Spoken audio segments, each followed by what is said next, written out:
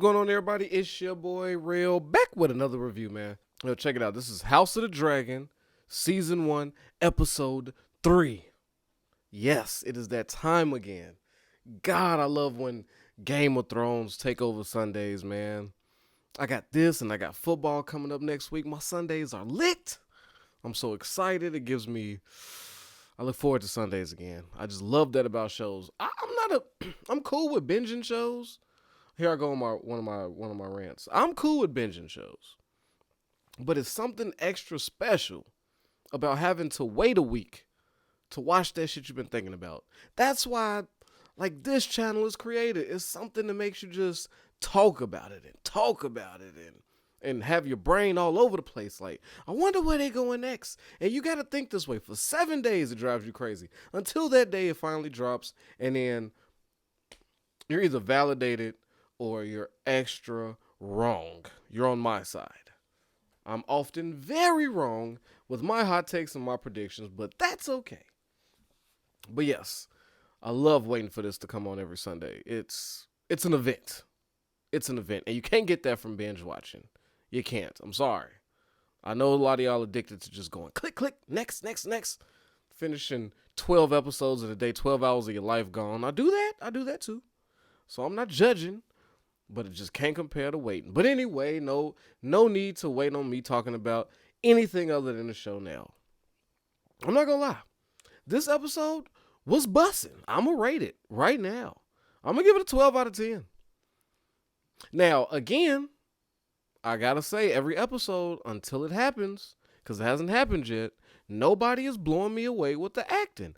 But the storytelling, the plot lines, the action, like the murder, it's all there. The effects, the visual effects, it's all smacking, and it's compensating for the fact that there is no real strong actors. Like, I don't feel tied to nobody yet, but it's only episode 3, and it's still got time to progress. But I don't see nobody funky with the wordplay yet. But I'm still on the lookout. This episode here, I learned a lot.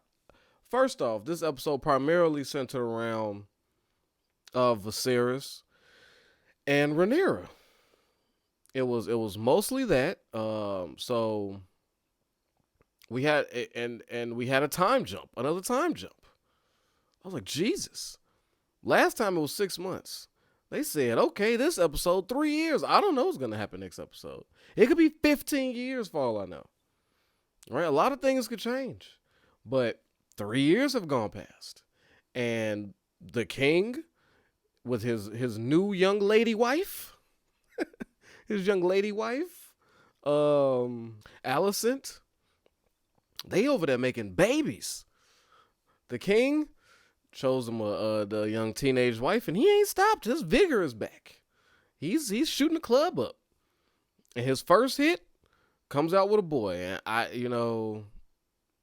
the boy's 2 now, and she's pregnant with another one, and I'm like, well, okay, this shakes shit up. He been doing everything he could to have a boy, and now it's here, and it puts Rhaenyra's claim to the throne at risk, because the king seemed like he made a choice desperate, like, you know what, I ain't got no other kids. She is it. And she's my daughter, and she's solid. So, heir to the throne she is. My brother can't do it because he's a psycho. I'm beefing with him. And he never had thoughts of remarriage, or let alone, if he did, having a boy. And lo and behold, he murdered a whole first wife to try to save a boy. I know y'all keep telling me that he had no choice. Either both of them died or just the baby was saved. That's not what I heard. I don't know where y'all getting this from. I heard the Citadel dude tell him, like, yo, if we don't do this, we could lose both of them. You gotta choose one. You gotta save one. I could have sworn I heard that. But y'all go back, rewatch, and just double down. Let me know, like, no, Real, you're extra wrong. He did not murder her. He chose. But I mean, because what decision is that? You feel me? Like, what? Lose both of them or save him? Like, obviously, I'm gonna save at least something. I'm not gonna let both of them die. So that's why I didn't get where the decision came in. That's why I could have sworn it was one or the other. But anyway, it doesn't matter. His child is here. It's a boy. He's healthy. And apparently, Rhaenyra and Viserys is back not talking for years now. Now she's super tight. Her little homegirl Alicent then leveled up to stepmom, aka queen. Alicent took some steps. She took some leaps and bounds. Little conversations around fucking miniature countries and shit, then escalated to a whole station in life thanks to Otto. Right, good old Otto coming through, putting his family in high positions. And it's his second naming day. I don't know what that means, but it's a celebration. He already has a name. I don't know what his second name is. But apparently it's a time where we all go out and we hunt and it's basically like a late-ass baby shower. A medieval baby shower, if you will. That's what I'm seeing. And just hundreds of people showed up. And Rhaenyra was one of them. Reluctantly, she didn't want to go. She was ordered to go, so she got to go play the part of princess. She's not a fan of anybody in the castle, in the realm, in the king's court. She's not cool with nobody. Sir Christian Cole, sure. But other than that, she's just reading books, mind her business, waiting on that conversation of, yeah, so about your heirship. Yeah, it's not going to happen. I got a boy now. I still love you, though. And Viserys is going through it. Viserys is actually doing his best Robert Baratheon impression. I mean, am I missing something? This whole time he's stressing over his daughter. Everybody, and she's of age, right? Unlike a lot of people, she's of age, and people knocking down the door. They want they want the princess. They want a dragon rider as their lady wife. I'm not mad at them. Okay, if you're single, why not have the king's daughter? It seems proper. And with that, in walks one of my brethren, Sir Jason Lannister. All right, so now the Lannisters are being introduced. All right, I don't like how we was represented though. You know, for those of you who are not initiated, you're not in the Discord. I go by Tyrell Lannister. Right, heavy on the rail, and I feel like we were poorly represented. He was like he's a super way back Lannister. His hair's not even golden, right? It's red. Or like, yeah, it's like a reddish brown. But he wasn't cool. He wasn't even sinister. He's not smart. He's literally, I don't know how I don't know. I don't know when the Lannisters became what they are, but it wasn't with Jason. No, he has no Tywin in him. Like a strategic Tywin. He's not even evil like Cersei. I don't think he's good with the sword play like a Jaime. And he's damn sure not well read like a Tyrion. But he has I guess he invokes all the nastiness that is the Lance, the pompousness. But he's from a wealthy house, you know, and he was putting the moves on her. They were sad moves, but moves nonetheless.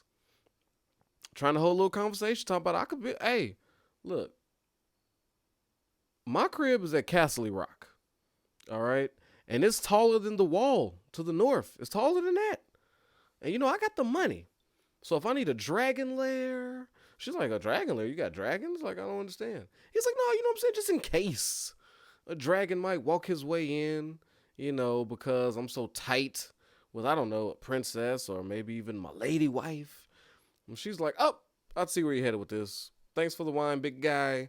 I'm going to go ahead and exit stage left. So it has begun. Now, everybody is after Rhaenyra. And everybody is ready for the king to name his son as heir. He's 2. This is around typical time for him to do it. And he is reluctant. He bore his soul to his daughter, and they reconnected from last episode. But that was 3 years ago. Clearly, when he took Alicent as his wife, things got a little bit more tense. But Viserys cares so deeply for his daughter, and I feel like he truly does want her to be happy, like he stated.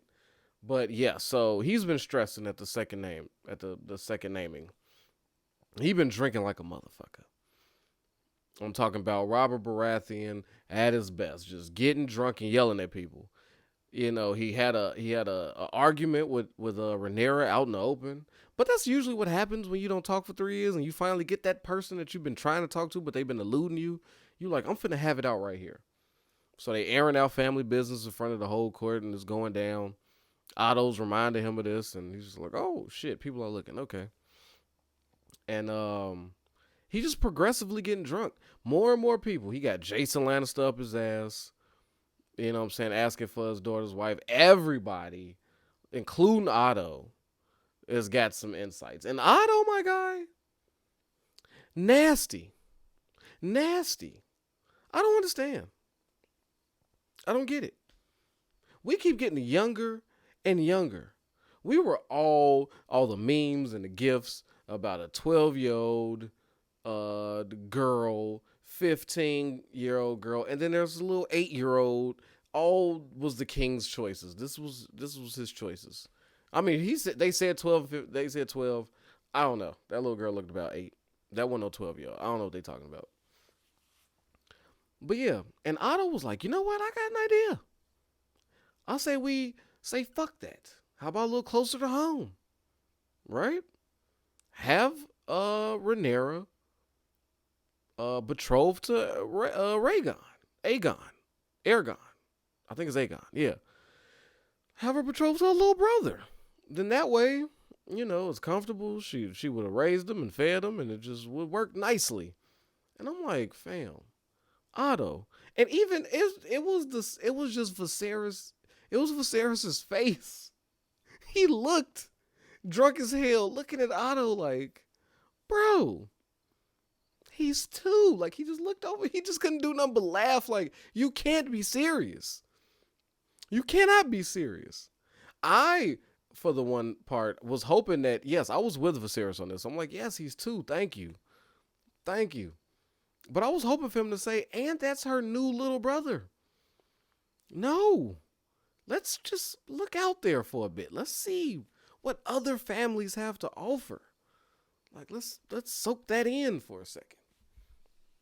God, why do we got to do this? But no, he was more caught up on the age, and yes, that's the first shocking thing. But it was a lot of nastiness in Otto's statement, and Otto was not letting up off the gas pedal, because what I think is why Otto originally did that instead of just being a super creepy, nasty old man. I think it's because, okay, my daughter is queen, my grandson is not yet heir, and that's the problem, because he's getting a feel that Viserys kind of wants to keep Rhaenyra in that spot. Like, he thinks that she'll be one hell of a queen. If and whatever obstacles she come across, she'll probably knock it out. She'll take care of this, and she's got dragons. It could be worse. Her situation could be worse. And I think that Otto is like, you know what? To just double down and make sure that the high towers and we stay in this place of power and there's no friction. How about if you want to keep her the queen, fuck it, that's fine. Have her marry my grandson, her little brother, and we're locked in. That's Otto's true intentions. Nastiness. Just filth bag. I don't know. Otto's a sick man. But I see what he's got going on. And he gets another offer, right? From our boy Lord Lionel Strong, who, low-key, this dude, we see a lot of him. And he seems to be the one that's got all the good ideas. Well, and you know, I know his idea was to marry Corlys's little girl. He's like, I mean, they're pure Valerian. It's kind of the best move. I know. She's super young, but just chill out. She'll get older at some point, and you know, we could just all laugh at this, but it'll work. And us the viewer also knew that was probably the best choice of all his options. It's just, I hate that they make us choose that. Like, time needs to keep going back faster. So there's no children. I don't want no more children in the fucking realm, because they don't know how to treat them. They could barely keep them alive, and when they do, they're trying to marry them off to some grown-ass person. Like, it's hard being a kid, out there in King's Landing. Like it's just it's tough. One of the conversations between Viserys and Rhaenyra led to her running off. They had a nasty argument, and she was sick of it. She knew what time it was, and she's starting to question like, why was she made heir in the first place? Was it just to, raise her ranking up so that more better suited or more affluential, influential, wealthy suitors would come? Because if you find out she's an heir, she's a queen, she's been named that puts a high price tag on her. So only the best of the best could come. Thus enters Jason Lannister, even though he's, I don't know. But I'm not claiming him. I'm not claiming him as a Lannister, so don't take that out on me. That's not no family we know of. But she runs off, and Sir Christian Cole is on her ass to protect her, doing what he does, and she's kicking out there with him in the woods. Now this scene out here, while they chilling out there by the fire, is who I'm thinking that if she's gonna go for anybody, is Christian Cole, and that's gonna fuck up everything because House Cole ain't getting. When they had their conversation, Christian told her, "This is about the highest rank any Cole has ever had. Fucking, a king's guard, like the personal guard to the king, like that's about top shelf as far as my family is concerned. So I'm the man. I appreciate this family. And he's just humble. He's just happy to be here doing his job. But I gotta say, I want to send a special apology out to Robert Baratheon again. His whole aura is on this scene. I don't know if y'all peeping what I'm seeing, but I gotta apologize to him. When he went out hunting and he was hunting that boar, and that's how he died, I was like, come on, man. A boar killed you? Like, no way. Where was your antennas? Where was the people during this hunt? And it's just a pig. You let a pig kill you, bro? But now that I see what type of time boars are on, holy shit. A boar came out the woods and sent Sir Christian Cole 47 feet in the air and was about to like face eat Rhaenyra. I don't know what this is, a hungry ass pig. These fuckers are vicious. I was like, okay, now I see. Nobody could be prepared for this. That fucker was coming full speed, so salute to Robert Baratheon. And he killed him. So salute to them. But Christian came through in the clutch, saved her. And that pig wasn't going off of that one stab. So Rhaenyra went ahead and finished him off. But there's another thing about Robert Baratheon that, it's a lot of these little things. And, I might not have the words to put it together. I'm going to try to paint this picture. I'm going to try to keep it together. But he's a house of the stag, right? The Baratheons they have the stag symbol. And during this hunt, it was proposed that the king of stags were out there. An all-white stag. Beautiful. 38 kilos or whatever metric system they use over there in Europe. You know what I'm saying? That would be small in pounds here if I just said 38 pounds. I don't know. So I don't know the metric system. There's a big fucking deer. A big fucking stag. And it was seeming to be like this positive omen.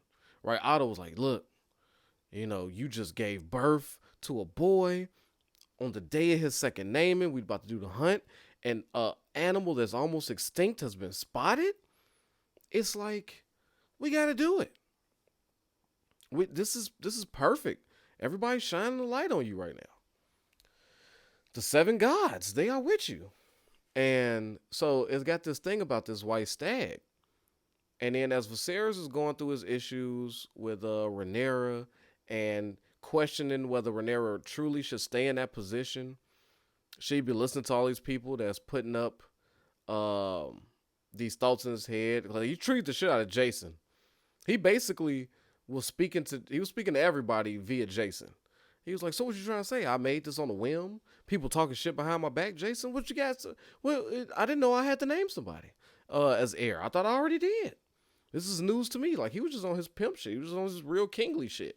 He was drunk, but he was in his bag. So he's feeling the way. He's feeling a little inadequate. And he's feeling rushed. And he just wants to fucking chill.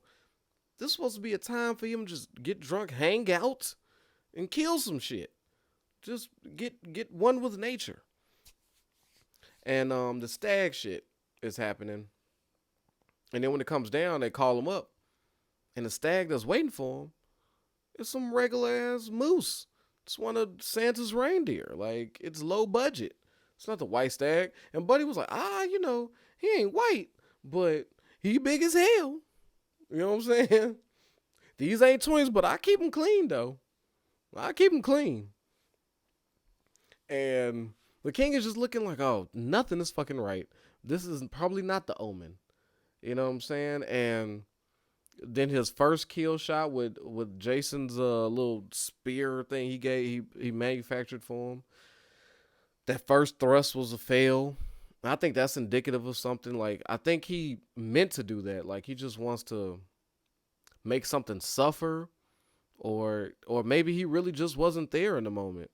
But he got it done with the second one. But, later on, we see that the white stag, the next morning, after Rhaenyra's almost brutally murdered by the boar, her and Christian just sitting there watching the sunrise, and out walks the white stag. And it's almost like he looked at her and just gave her a blessing, like, true king shit. Like, you supposed to be the one. Don't worry. This is, I wasn't going to get caught, my nigga. I'm fast on my feet. But I wanted to touch base with you and let him know, like, the omen wasn't meant for your little bro. This is meant for you. And I don't know what that got to do with Baratheon, outside of a stag being that. But, the way Viserys was acting, I don't know. It just felt like that. I don't know. It's something. I might be missing pieces. Come on, you book people. Big on the books. Let me know if I'm on to something. Let me know if it was even in the book. Smart people you can read words. That's a hell of an insult, right? Oh, I'm sitting over there reading a book.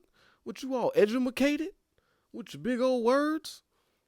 But yeah, so it's a lot going on for Viserys right now, because not to mention, he's got this beef with his fucking daughter. But he's got big problems. Oh, wait, I forgot to talk about Lord Lionel Strong. Yeah, I went too far. Because this is going to tie into what I want to talk about next. Yes, Sir Lionel is strongly pro Marion Valerian. Oh, that was a bar. Marion Valerian. Yeah. So his thought is, have Princess Rhaenyra go and marry Corlys' son. Right? Lionel, I don't know. Don't get me started. But marry him. Because he's heir to a very rich house of pure Valerian blood. It's a go.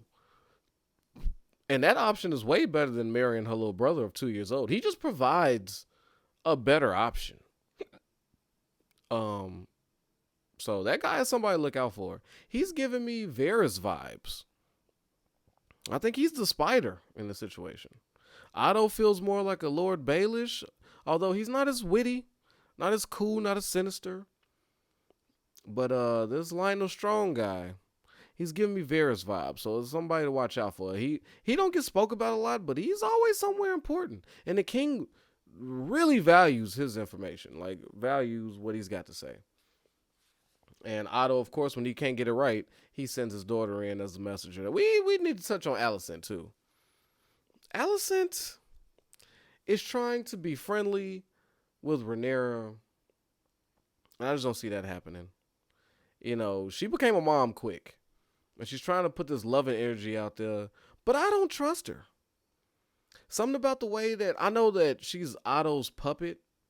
Like, right now, she's doing Otto's bidding, and I don't know if she's for doing that, but she supported Rhaenyra to her father, to Otto, when they was discussing it.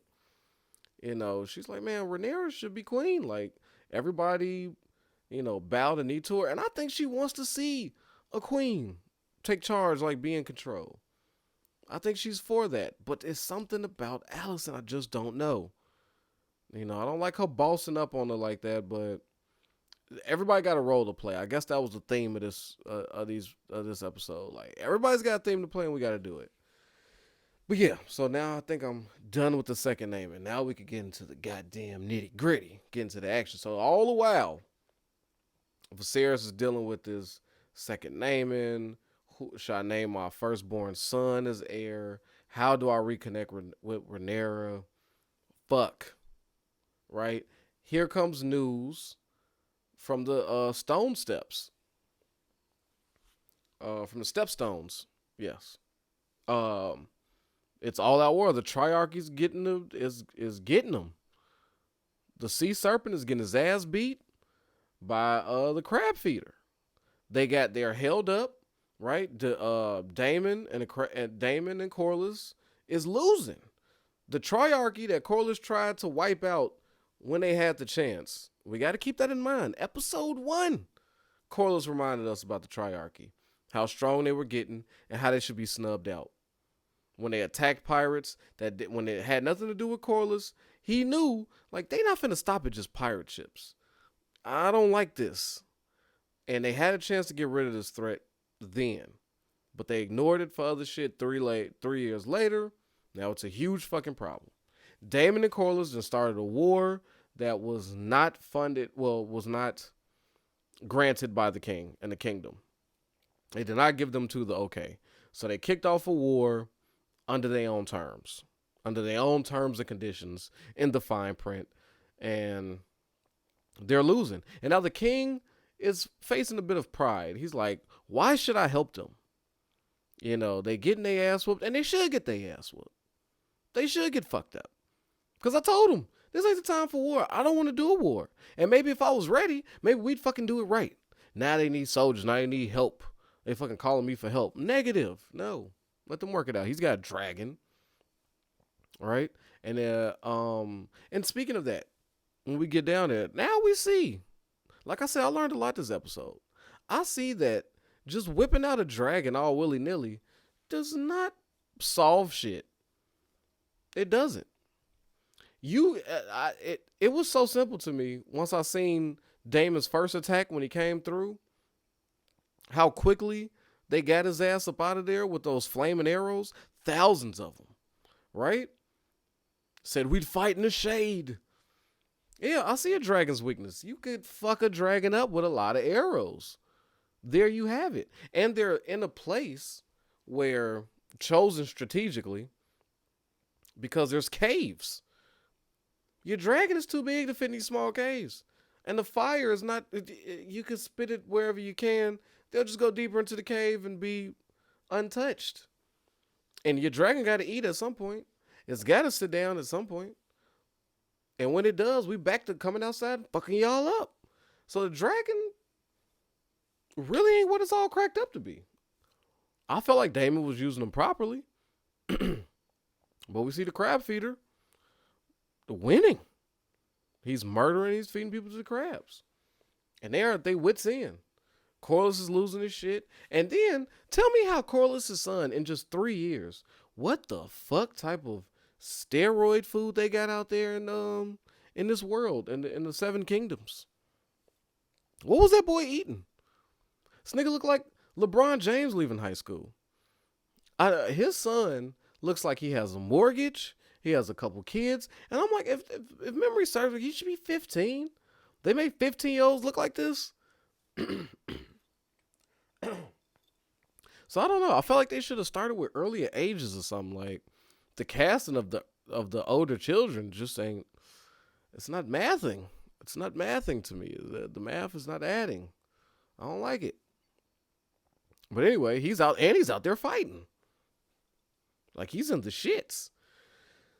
So they're losing. And the most of this episode, I'm like, damn, I wanted to, because it started off with Daemon Dracarys and shit with fire. And I'm like, yeah, I'm here for this. And I was getting I'm watching, I'm enjoying everything that Viserys got going on. I'm enjoying the festivities. I'm enjoying the little banter, the who's going to marry who's super nasty, who ain't. I'm watching it, but in the back of my head, I'm like, God, what's going on with them stone steps? Well, stepstones, I should say.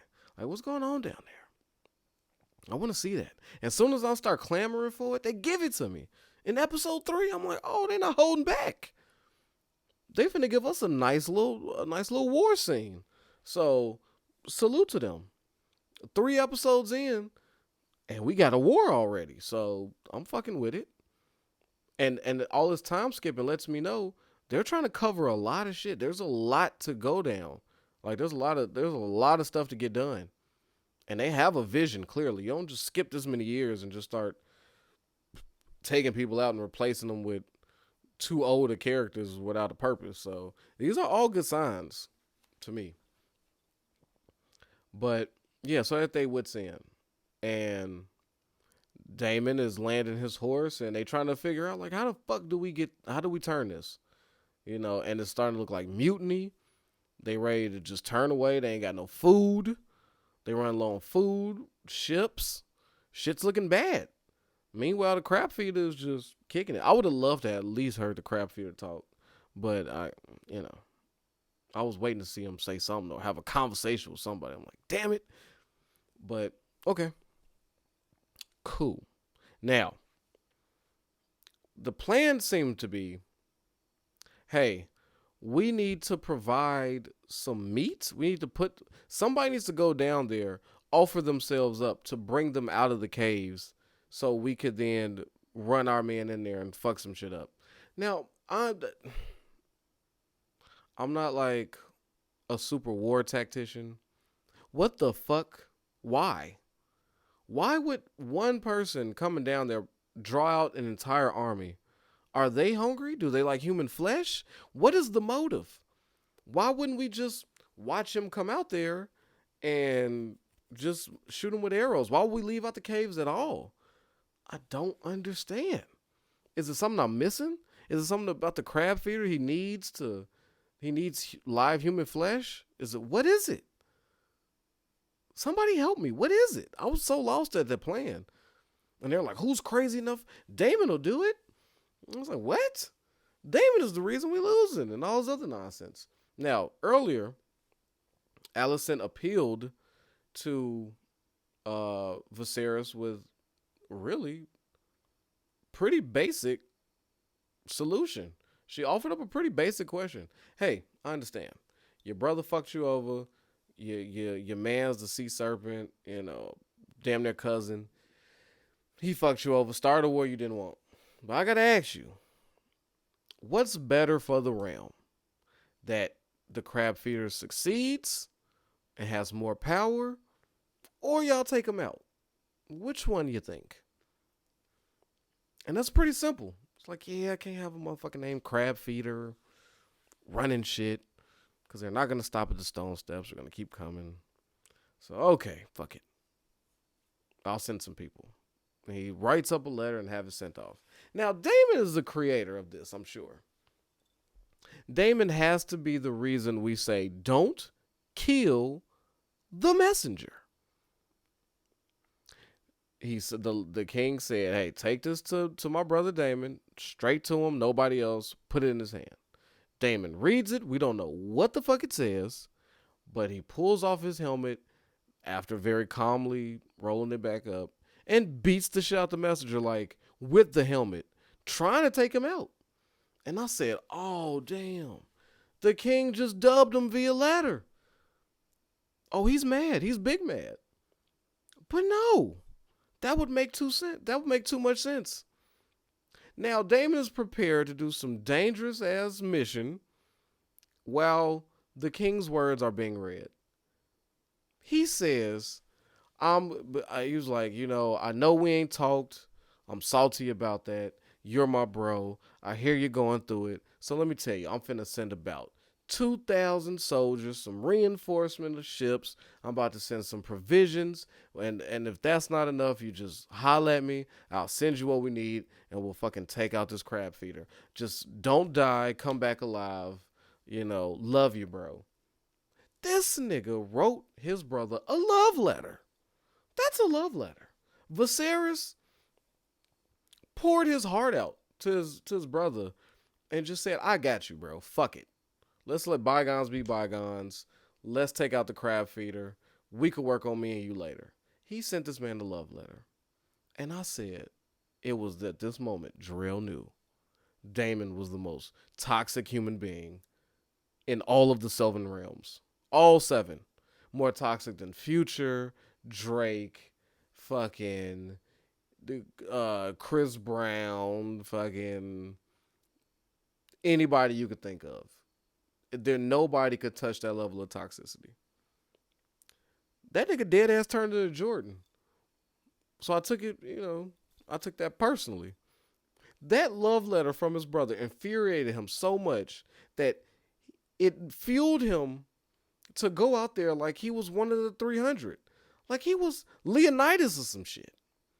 He's dodging arrows. He's slicing people up single-handedly, running through them. And it draws enough people out for the soldiers to roll in, and for Corliss's son, who does have a little Targaryen blood, his mom is Targaryen, riding Daemon's dragon and burning up everybody.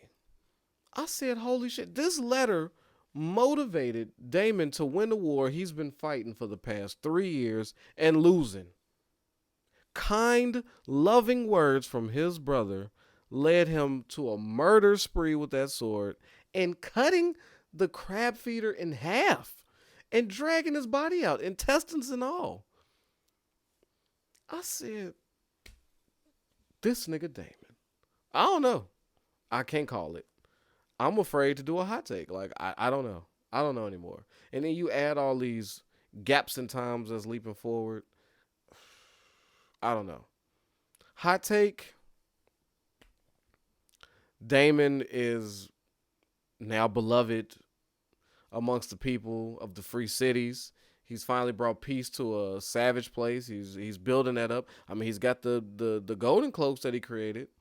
So he's probably going to, I think my hot take is he's going to take over the free cities with his golden cloaks, chop a few dicks off, you know what I'm saying, behead a few people publicly, and just kind of get things in order, regular.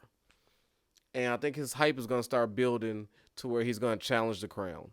And he's going to be able to challenge the crown because Rhaenyra is not finna marry anybody, and she's not going as not being the heir. So there's going to be a fight for the throne at some point. But next episode, I don't know. It's up in the air. But that's my hot take as far as that's concerned. Viserys, I think he dies before being able to come up with a decision of who he's going to choose. I don't think his brother's going to kill him. I think he's just going to die from the chair, possibly. But it's been 3 years, and he's been thugging it out. He ain't lost his finger. I was counting. I think they were still there. So, he's good. But that stag, man, that stag is letting me know. The spirit of Rob Baratheon, the Baratheons is letting me know. Rhaenyra's going to be queen. So, yeah. That was House of the Dragon. I got to say, they have been kicking ass. This was amazing. That fight scene was like beautiful. The gore, that was like some Braveheart type violence. That was that type of level. Faces being split open, stabbed. I was like, oh my God, this is great. I enjoyed it. They gave us a little bit of everything we needed. I can't wait for next week.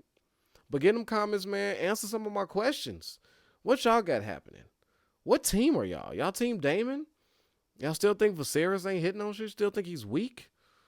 You know what I'm saying? What about Rhaenyra? Is she getting married? Is it to Christian Cole? What's the deal? Get in them comments. Let me know. And as always, protect your health, yourself, your wealth. Your boy Real is out of here, mo. Guys, peace. Yo, I know I don't need no introduction, but y'all know who it is, man. It's your boy Hollywood Real. And I appreciate you for sliding through and watching these videos. But you know what I need from you? All right, if you ain't already, I need you to like this and subscribe this, man. We at 1,000 trying to get to 2, all right? Push it for your boy. Get them algorithms up. So when it come to that subscribe button,